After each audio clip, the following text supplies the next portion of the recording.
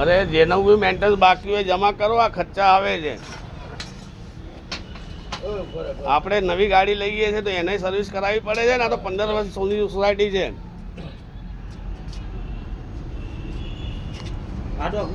બસ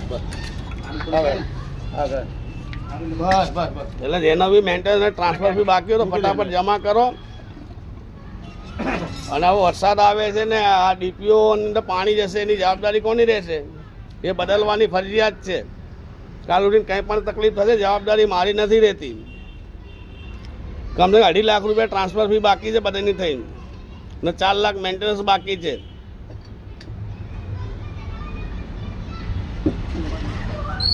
એટલે મહેરબાની કરીને જેનું પણ જે બાકી હોય મહેરબાની કરીને જમા કરાવો તાત્કાલિક ધોરણે. વળી વરસાદ આવશે ને તો ડીપીઓ અંદર જશે તો બધું વાયરિંગ હળગી જશે. મારી કોઈ પણ જાતની જવાબદારી નહીં રહે.